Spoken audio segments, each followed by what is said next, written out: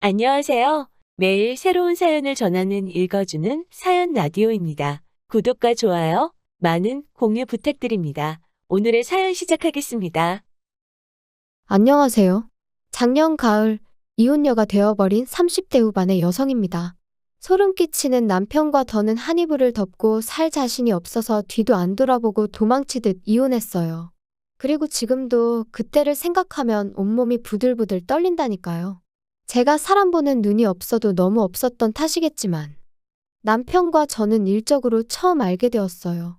일단 제 직업은 방송국 PD로 제 입으로 말하기는 조금 남사스럽지만 나름대로 잘 나가는 편입니다.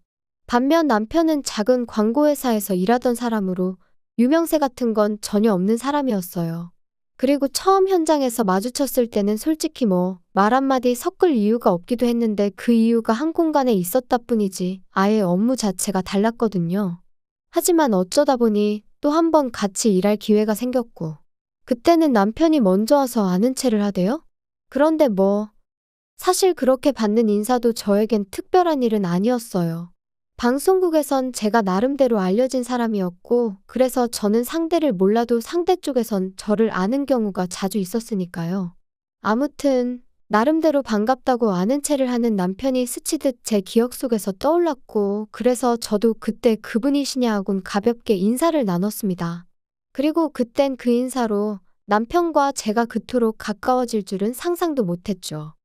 몇 번의 가벼운 대화가 오갔던 어느 날, 남편은 자기도 언젠가 저처럼 방송국에서 일하고 싶다며 저더러 자기한테 조언 같은 걸 좀 해줄 수 없겠냐 하더라고요. 하지만 제 입장에선 남편 같은 사람이 처음이 아니었고, 솔직히 매번 그런 사람들을 상대해주기도 보통 일은 아니었지요. 그래서 처음엔 최대한 돌려서 거절을 했습니다. 그래도 혹시나 제가 자기를 무시했다거나 그런 쓸데없는 오해는 사고 싶지 않았으니 무척 조심스러웠고요. 그런데 어째서인지 남편은 조금도 포기하는 기색을 보이지 않는 거예요. 그렇다고 저를 귀찮게 한 것은 아니지만 아무튼 그런 남편의 당돌한 모습에 저도 뭐랄까 한마디로 호기심이 생겼죠. 잊고 지내던 제 열정을 남편에게서 발견한 것 같은 기분도 들었고 그래서 결국 2달 만에 사적인 만남을 갖게 되었고요. 시작까지 시간이 좀 걸렸을 뿐 저희의 관계는 급속도로 발전해 나가기 시작했습니다. 남편은 매사 의욕이 넘치는 사람이었고 저는 그런 남편의 적극적인 태도가 나이를 떠나 배울 만한 점이라고 생각했어요. 참고로 남편은 저보다 3살이 어렸지만 연애할 때만 하더라도 나이와 상관없이 참으로 어른스럽다는 생각을 몇 번이나 하게 만들더군요. 그래서 남편이 결혼하자며 프로포즈를 해왔을 때도 제가 믿고 존경할 수 있는 남편이 되어줄 거라 믿었죠. 그래서 큰 고민 없이 하겠다 했고요. 그런데 솔직히 시댁에서 반대를 할 줄은 몰랐습니다. 시부모님께서는 제가 홀어머니와 단둘이 산다는 점, 그리고 당신들 아들보다 나이가 많다는 게 마음에 들지 않는다며 대놓고 심지어 저를 문전박대하셨죠. 전 솔직히 홀어머니와 둘이 사는 게 왜 제 흠인 거며 제 나이 또한 문제라고 생각하지 않았어요. 아버지가 돌아가셨으니 홀어머니와 단둘이 사는 건 당연한 거 아닌가요? 그러면 저희 어머니가 재혼이라도 하셨어야 한다는 건지. 그리고 나이 차이도 남자가 몇 살이고 많은 건 별 문제가 되지 않는 세상인데 제가 겨우 3살 많다는 이유로 양심이 있네 없네 소리까지 들어야 한다는 게 너무 자존심도 상하고 모욕적이더라고요. 그래서 남편에게 헤어지자 했습니다. 이런 소리까지 들어가면서 당신이랑 결혼하고 싶지 않다면서 말이죠. 그런데 남편이 자기는 저 없이는 안 된다며 자기는 이 세상에 미련 없다. 솔직히 돌이켜 생각해보면 웃기지도 않는 소리인데 가볍게 무시해버렸으면 될 것을 매정하게 뿌리치질 못했어요. 그리고 무엇보다 남편이 자기만 믿고 따라오라는데 그 말이 왜 그렇게 눈물이 나던지. 그래서 결국 시댁과 반년 정도 부딪힌 끝에 부부의 연을 맺을 수 있었습니다. 결혼할 때 남편은 사회생활을 시작한 지 몇 년 되지 않아 모아둔 돈이 많이 없었어요. 그리고 시댁에서는 반대하는 결혼을 강행하는 저희한테는 한 푼도 보태줄 수 없다시대요. 그래서 결국 남편은 3천만 원을 가지고 온 게 전부였지요. 반면에 저는 제가 모아둔 돈도 넉넉했고 어머니가 해주신 재산도 꽤 있었습니다. 제 명의로 된 월세를 받는 상가도 있었고요. 그리고 전 어리석게도 이런 경제적 능력을 바탕으로 시댁으로부터 인정을 받고 싶었어요. 그래서 제가 거의 일방적으로 해가는 결혼이었는데도 아무런 불만을 갖지 않았죠. 제가 원래 어디 가서 계산 못한다 소리를 듣는 사람이 아닌데 그땐 눈에 뭐가 씌이기라도 했던 건지 참으로 어리석었네요. 한편 나름대로의 난관을 극복하고 꾸리게 된 가정이었기에 앞에는 오로지 꽃길만 있을 줄 알았습니다.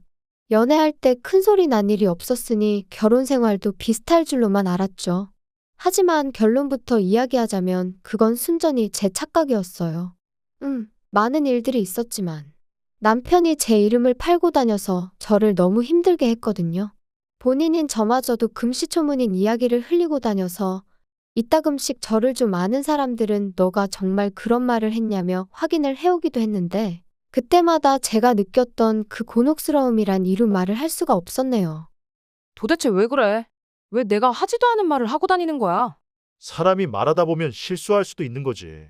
그렇다고 이렇게 화를 낼 건 또 뭐야? 사람들이 자꾸 오해하잖아. 그리고 이 바닥에서 평판이 얼마나 중요한지 몰라? 야, 너 지금 내가 너보다 어리다고 가르치는 거야? 넌 내가 잘 되는 게 싫지? 네 그늘 아래 두려고 그러는 거지? 진짜 짜증난다. 연애할 땐 매사 자신감이 넘치는 사람이라서 이런 식으로 다툼을 하게 될 줄은 몰랐어요. 정말이지 나중엔 말 몇 마디만 나눠도 열이 뻗칠 만큼 화가 날 지경이었죠. 지금 생각해보면 자격지심이라도 있었던 건지 차라리 솔직하게 나 이런저런 일로 힘들다 하고 도움을 구했다면 저는 조금도 주저하지 않고 남편을 도왔을 겁니다. 아무튼 저는 남편의 그런 모습에 하루가 다르게 지쳐갔고 실망할 수밖에 없었죠. 하지만 틀어진 부부 사이에도 불구하고 저는 저 나름대로 남편의 가족들 그러니까 시댁 식구들에게 최선을 다했어요. 비록 고맙다는 말 한마디 제대로 들어본 적은 없었지만 내가 누군가에게 잘하면 그 복이 다시 나에게 돌아온다는 친정어머니의 가르침을 따랐던 거죠. 그런데 세상 사람들 마음이 다 저희 어머니나 저 같지가 않더라고요. 결혼한 지 만으로 2년차가 되던 무렵부터 친정어머니 건강이 조금씩 나빠져가는 듯 했어요. 반면에 저는 일거리가 넘쳐나서 일주일 내내 쉬는 날 하루도 내기가 어려운 상황이었죠. 그래서 남편에게 두세 차례 친정어머니를 모시고 병원에 가달라고 한 적이 있어요. 저도 남편이 바빴을 때 제가 남편을 대신해 시부모님을 모시고 병원을 다닌 적도 있었고 심지어 아버님이 수술을 하셨을 때는 꼬박 이틀을 곁에서 지샌 적도 있었으니 우리 부부 사이가 좋고 나쁜 걸 떠나 그 정도 부탁은 당연히 할 수 있다고 생각했거든요. 그런데 남편의 반응은 정말 차갑기 그지없었습니다. 지금도 잊혀지지 않아요. 내가 왜? 당신 어머니잖아.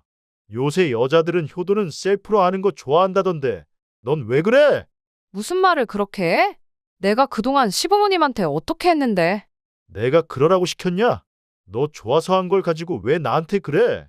그러니까 하기 싫으면 하지 마? 그 말 한마디에 오만 정이 다 떨어졌죠. 그래서 딱 그때부터 저도 시댁에 해드리던 모든 지원을 중단했어요. 그리고 그 안에는 경제적인 지원도 포함되어 있었고요. 부부 사이의 생활비도 그 무렵부터 칼같이 계산하기 시작했네요. 더는 남편에게 10원짜리 하나 쓰기도 아까울 만큼 남편이 미웠으니까요. 그리고 이렇게 무의미한 결혼 생활을 계속 이어가야 하나 차라리 지금이라도 헤어지자고 할까? 그런 생각이 들던 무렵 친정어머니께서 쓰러지셨습니다. 병원 말로는 신경성으로 달리 손 써볼 방법도 마땅치 않고 이런 식이라면 어머니가 1년이나 버티실 수 있을지 모르겠다고 했어요. 말 그대로 사형 선고나 다름이 없었죠.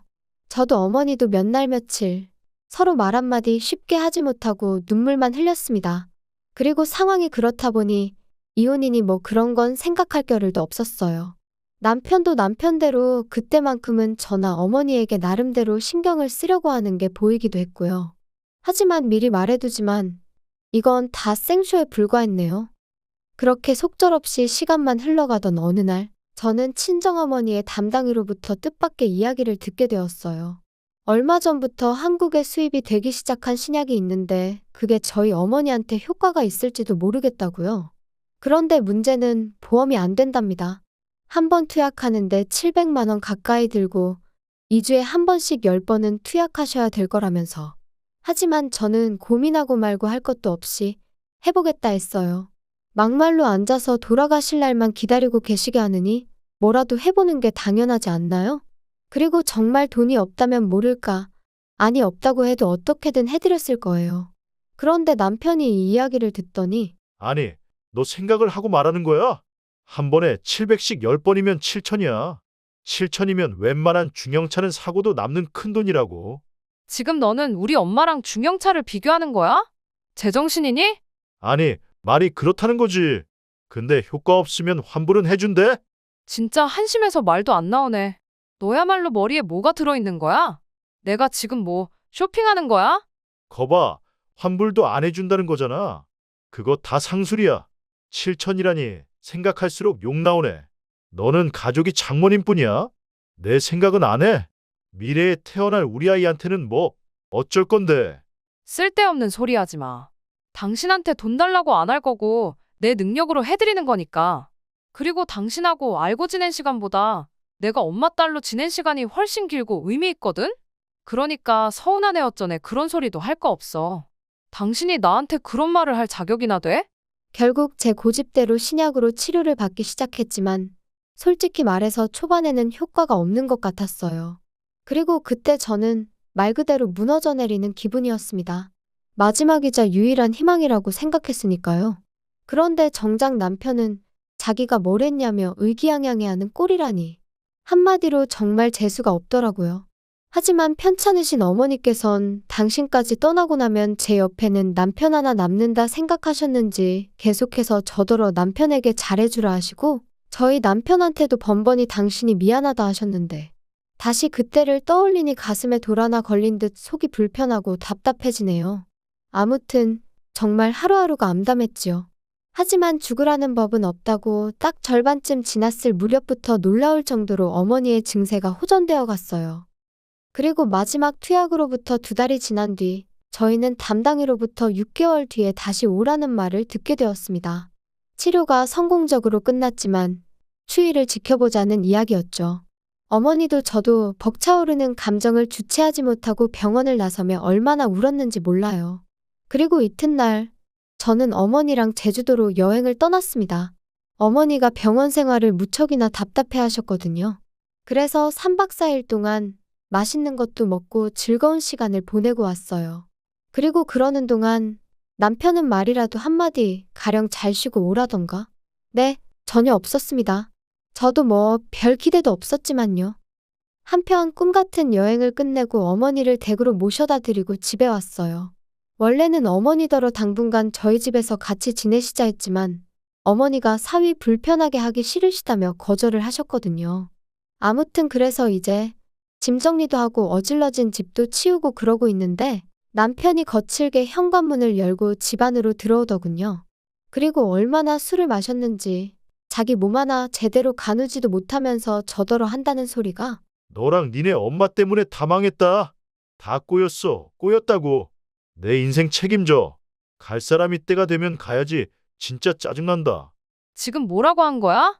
갈 사람이라니? 너 지금 우리 엄마가 갈 사람이었다는 거야? 그럼 죽을 날 받아놨으면 그냥 적당히 살다가 가야지. 그걸 왜 마음대로 연장을 시키냐고. 모녀가 똑같이 이기적이야. 지들밖에 몰라. 정말이지 온몸에 소름이 쫙 끼치면서 저 인간이 저러다 나한테도 무슨 짓을 할지도 모르겠다는 생각이 들더군요. 그래서 간단한 짐만 챙겨서 술 취한 남편이 잠이 든 틈을 타 도망치듯 집을 나왔습니다. 그리고는 바로 어머니 댁으로 향했어요. 원래는 어머니를 걱정시키긴 싫어서 호텔로 가려고 했는데 그러다 남편이 혼자 계신 어머니한테도 찾아가 폐악질을 할지도 모르겠다는 생각에 그럴 수도 없었거든요. 어머니는 어머니대로 방금 헤어진 딸이 얼굴이 사색이 되어서는 돌아왔으니 몹시 놀라신 눈치셨습니다. 그리고 그런 어머니께 저는 그간의 제 결혼 생활부터 시작해서 아무래도 이혼을 해야 할 것 같다 더는 같이 못 살겠다는 이야기까지 전부 털어놓았죠. 자꾸만 당신 탓을 하시는 어머니 때문에 가슴이 더 답답해졌던 것도 사실이지만 그래도 결국 제 편은 어머니 한 사람뿐이더라고요. 이튿날부터 저는 변호사를 만나고 이혼을 준비해 나가기 시작했습니다. 그리고 저는 그 과정에서 황당한 몇 가지 사실을 알게 되었어요. 일단 결혼 당시 남편이 모아둔 돈이 없다고 했지만 실은 남편 명의로 작은 오피스텔이 하나 있었다는 거. 그리고 그 오피스텔을 월세로 주면서 거기서 나오는 모든 돈을 시부모님께 드리고 있었다는 걸요. 그리고 또 한 가지. 회사에다가 공공연히 자기는 금방 관둘 거라고 그러고 다녔답니다. 저희 어머니가 돌아가시면 어머니 재산이 유일한 핏줄인 저한테 오게 될 거고, 그러면 저한테 얘기해서 뭐 광고회사를 하나 차릴까 싶다며. 물론 저는 금시초문, 생각조차 해본 적 없던 이야기였어요. 또다시 남편이란 작자에게 소름이 끼치더라니까요. 한편 변호사는 이 모든 게 저에게 유리한 정보라고 했지만 기쁘지만은 않았던 것도 사실이에요. 웬일로 집에 다 들어왔냐? 당신 보고 싶어서 온 거 아니니까 관심 꺼. 그리고 엄밀히 말하면 이 집은 내 집인데 내가 왜 나가 있나 싶더라. 그러니까 오늘부로 당신이 방 빼. 참나, 그게 말이 되냐? 남편을 내쫓는다니 말도 안 된다. 그럼 말이 되고 말고. 너 이제 내 남편 아니야. 나 너랑 이혼할 거거든. 이혼 같은 소리 하네. 나 이혼 못해. 너 때문에 나 개털됐으니까 네가 책임져야지. 아, 신우한테 오피스텔 넘겨줘서? 그러니까 왜 그렇게 경거망동을 했어.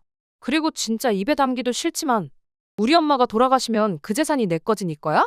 정말이지 더는 한마디도 너랑 말 섞기 싫으니까 당장 나가. 안 그러면 내일은 사람 불러서 끌어낼 거니까. 이혼이 뭐 그렇게 쉬운 일인 줄 아냐? 내가 나간다 나가. 나야말로 너한테 질릴 대로 질렸어. 여자가 돼서는 독해 빠져가지고. 아무리 그래도 무능한 너보단 내가 낫지. 남편은 저에게 온갖 쌍욕을 퍼부으며 집을 나갔어요. 남편이 완전히 제 시야에서 사라지고 나서야 비로소 참았던 숨이 터지듯 나오더라고요. 그리고 이후로 저는 변호사의 도움을 받아가며 몇 달의 공방 끝에 남편과 이혼을 할 수 있었습니다. 결혼 기간이 짧아 위자료를 할 건 없었지만 적어도 뭐 하나도 빼앗기지 않았으니 참으로 다행이다 싶었죠. 그리고 들려온 남편의 소식은 아주 재미났습니다. 일단 남편은 저희 어머니가 처음에 앞으로 1년 정도 사신다 소리가 나왔을 무렵 시집 간다는 신우한테 기분이랍시고 자기 오피스텔을 줘버렸던 거였죠. 아마 모르긴 몰라도 저희 어머니만 돌아가시면 재산 꽤나 생긴다 생각하곤 아까운 줄 모르고 말 그대로 헛짓거리를 했던 걸 거예요. 그런데 이제 저랑 이혼을 하게 되면서 신우한테 그걸 돌려달라고 했나 본데 그 핏줄이 어디 가나요? 신우가 뭔 소리냐며 내가 그걸 왜 돌려주냐고. 그래서 아주 집안이 난리가 났던 모양입니다. 그리고 제가 이 일을 이토록 상세히 알게 된 건 시부모님이 저 때문에 남매가 아주 등을 찌고 살게 되었다며 책임을 지라고 저한테 따지러 오셨거든요. 그래서 제가 두 분 능력으로 하나 더 사주시라고. 아, 돈이 없어서 그렇게 못 해주시냐고 쏘아붙였네요. 그 와중에 싸가지니 뭐니 그런 것까진 생각도 안 했고요. 그리고 한 가지 더 가뜩이나 제가 이혼하게 된 전후 사정을 아는 친구가 남편 회사의 대표와 지인이기도 했고, 친구는 저하고 상의를 한 것은 아니었지만 제 남편이 너무너무 꼴보기가 싫더랍니다. 그래서 그 대표에게 저희 남편이 사업이니 뭐니 헛물을 키고 다닌다며 이러다 이 회사 기밀도 빼가는 건 아니냐고 바람을 좀 넣었던 모양이에요. 그리고 그러자 대표도 그렇지 않아도 그 직원 때문에 다른 직원들 불만이 이만저만이 아니었다면서 결국 해고시켰답니다. 팀워크도 부족하고 불성실하고 뭐 아주 틀린 말도 아니었으니 남편도 제대로 한마디 반박도 못해보고 쫓겨나듯 나왔나 봐요. 저더러 네가 꾸민 짓이냐 그러고는 연락이 왔었는데 그때만 해도 저는 아무것도 몰랐던 때라서 이 인간이 뭔 소리를 하는 건가 싶었는데 비하인드 스토리를 알고 나니 정말 웃겨서 한참을 웃었다니까요. 아무리 돈 앞에 장사 없다지만 그래도 한때는 정말 저 하나만 있으면 된다고 눈물 콧물까지 짜대던 인간이었는데 이런 걸 보면 사랑이란 게 참으로 간사한가 싶기도 하고 그저 제가 옥석을 가려내지 못해서 이런 일을 겪은 건지 정말 사랑이란 건 믿기 어려운 것인지 여러 가지로 생각을 하게 되네요. 부디 여러분은 저와 같은 실수는 하지 않으셨으면 좋겠습니다. 평생을 의지하고 소중히 아껴줄 상대를 만난다는 거 저 한 번만 더 기대하고 기다려봐도 될까요? 따뜻해지는 이 계절처럼 제 마음에도 훈풍이 불어오길 기다려봅니다. 들어주셔서 감사해요. 긴 이야기 들어주셔서 감사합니다. 오늘의 사연은 여기까지입니다. 구독과 좋아요, 알람 설정해 주시면 앞으로 더 좋은 사연으로 찾아오겠습니다. 감사합니다.